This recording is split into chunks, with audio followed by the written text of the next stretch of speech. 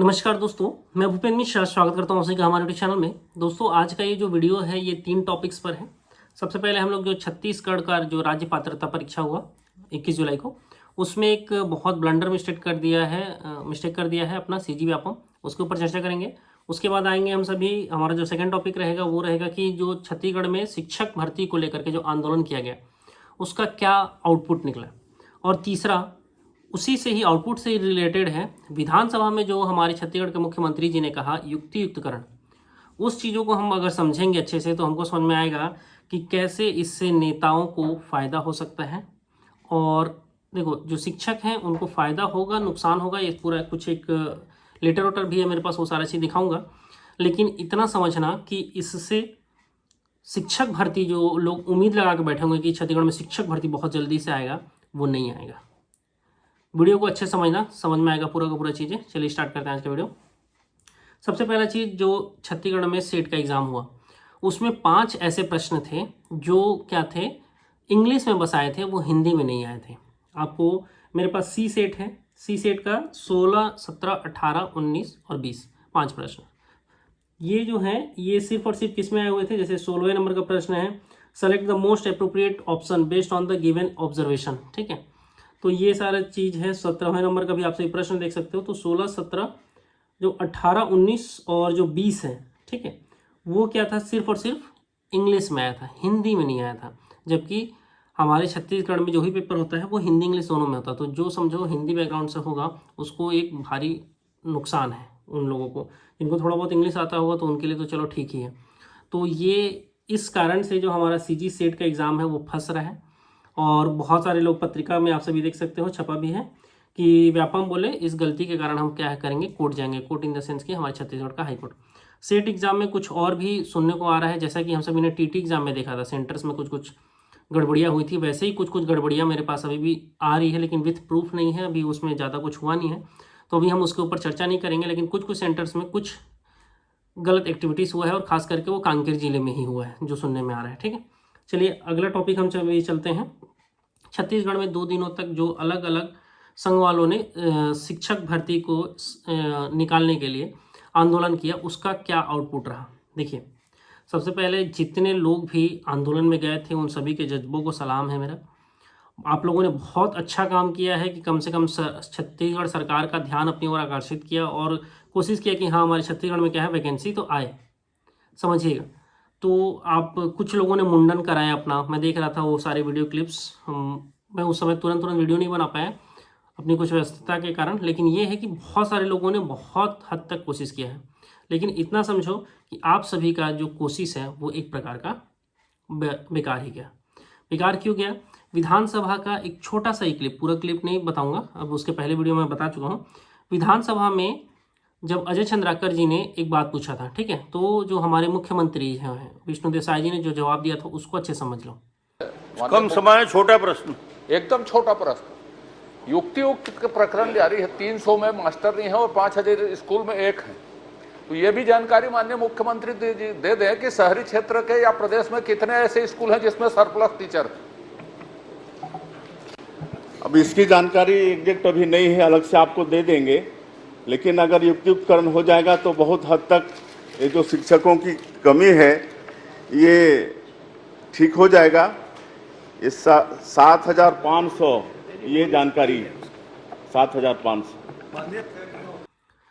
ठीक है, तो देखिए, जैसा कि आप सभी ने देखा, ब्रिजमोहन अग्रवाल जी खैर पूर्व में शिक्षा मंत्री थे, अभी जो विष्णु देसाई जी थे उन्होंने क्या कहा, छत्तीसगढ़ में पहले युक्तिकरण की प्रक्रिया को कंप्लीट किया जाएगा और हमारे छत्तीसगढ़ में क्या है 21:1 टीचर्स हैं। तो जो शिक्षक विद्यार्थी रेशियो होता है वो अच्छा है। देश का क्या है 26 है, हमारा 21 है, तो ज़्यादा अंतर नहीं है, हमें उतना ज़्यादा टेंशन लेने की जरूरत नहीं है।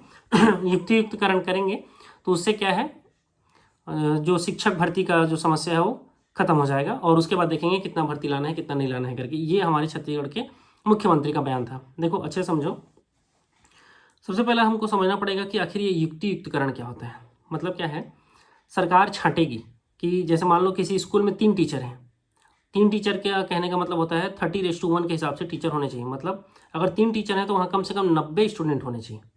अगर वहाँ पर 90 स्टूडेंट नहीं है, मान लो वहाँ पर 10 स्टूडेंट है, 15 स्टूडेंट है, तो क्या करेगी सरकार, वहाँ से 2 टीचर्स को हटा देगी, किसी दूसरे स्कूल में भेज देगी। और हो सकता है कि कहीं ऐसा स्कूल है जहाँ पर कोई बच्चा कोई टीचर ही ना हो, वैसे वैसे जगहों पर भेजा जाएगा। तो इससे क्या है, टीचर्स लोगों को भी थोड़ा बहुत फ़ायदा हो सकता है कि वो अपने मनपसंद जिले जा सकते हैं। इसके लिए भी एक लेटर आप सभी को दिखाऊंगा जिसमें कैसे गोलमाल होता है ई संवर्ग और टी संवर्ग को लेकर के, लेकिन अभी फिलहाल युक्तियुक्तकरण को ही समझते हैं। ठीक है, तो देखिए क्या है अपना युक्तियुक्तकरण पे हम लोग चल रहे थे। तो इसमें क्या है, नेताओं को कैसे फायदा होगा समझते जाना, या जो भ्रष्ट अधिकारी होंगे उनको कैसे फायदा होगा। अब उनको पता है कि इस स्कूल में ज़्यादा है, इस स्कूल में कम है, तो चल ना भैया मैं तोड़ ला करा देता हूँ ये स्कूल में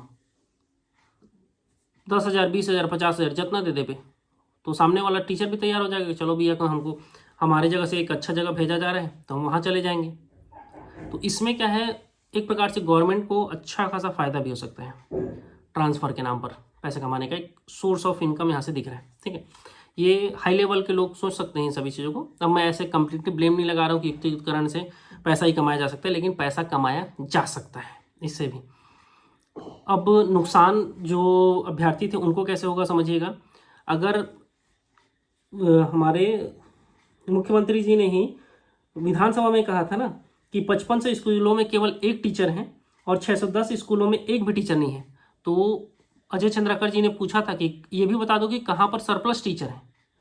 कहीं कहीं पर ऐसे स्कूल हैं जहाँ पर सही में ज़्यादा टीचर है। मैं कुछ स्कूल में भी जानता हूँ जहाँ पर बच्चे 10 हैं लेकिन टीचर 3 हैं, समझिएगा। तो वहाँ पर क्या होगा, सरप्लस में टीचर है, ज़्यादा टीचर है, तो वहाँ से टीचर्स को दूसरी जगह किया जाएगा। तो ये एक प्रकार से जो छत्तीसगढ़ में आने वाले जो भर्तियां हैं, खासकर शिक्षक भर्ती, उसके लिए एक पॉजिटिव साइन नहीं है। ठीक है, अब मैं एक चीज़ बोल रहा था उसको ध्यान से समझिएगा। एक लेटर है ये छत्तीसगढ़ पेरेंट्स एसोसिएशन का, इन्होंने एक आरोप लगाया हुआ है। इन्होंने पहले तो ये लेटर किसको दिया है, श्रीमान कलेक्टर महोदय, ठीक है, जिला राजनांदगांव में इन्होंने इस लेटर को दिया है। इन्होंने सामान्य प्रशासन विभाग का आदेश दिनांक 5 मार्च 2019 और पूर्व में हमारी लिखित शिकायत दिनांक 3 जनवरी 2023 और 19 अप्रैल 2024 के बारे में इन्होंने बात किया है। इसमें इन्होंने जो लिखा है उस चीज़ को मैं पढ़ता हूँ, अच्छे समझिएगा। इन्होंने कुछ शिक्षकों का नाम भी लिया है, मैं व्यक्तिगत उन शिक्षकों को नहीं जानता हूँ, ठीक है, इस लेटर के हिसाब से मैं पढ़ रहा हूँ।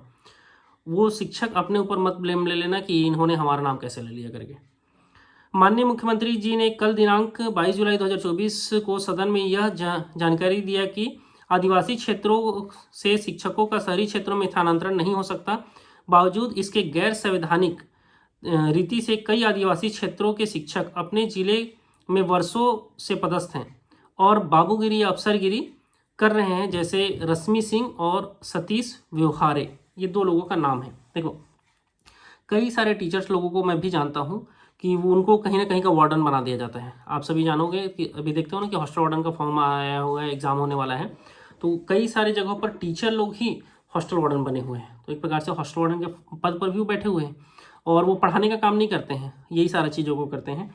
और भी बहुत सारी चीज़ है यहाँ पर। इसको सीधा सीधा आरोप लगाया गया है कि टी संवर्ग के इन लोग हैं और ये दोनों ई संवर्ग में कार्यरत हैं, जो कि पॉसिबल ही नहीं है, वो असंवैधानिक है।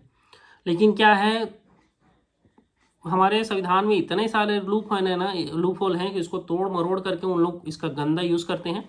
और खास करके भी जैसे नाम आ रहा है रश्मि सिंह और जो सतीश व्यवहारे हैं, तो इन लोग क्या है अपने जो जिला है उसमें पहुंच गए हैं। ऐसे बहुत सारे लोग हैं, क्या है, पैसा दे करके अपना ट्रांसफ़र अपनी जगह पर करवा लेते हैं। तो ये एक प्रकार से गलत चीज़ है, ऐसा नहीं करना चाहिए। ठीक है, तो ये है।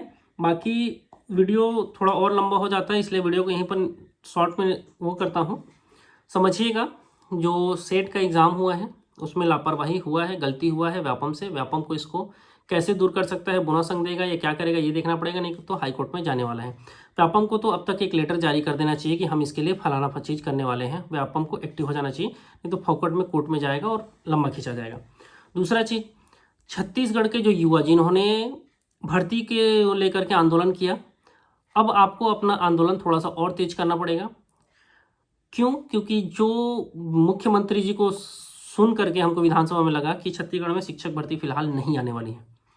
ओपी चौधरी जी का भी जो वायरल वीडियो था उसको भी देख करके हमें यही समझ में आया कि अभी फिलहाल छत्तीसगढ़ में भर्तियां नहीं आने वाली हैं, क्योंकि छत्तीसगढ़ का हालत ख़राब है।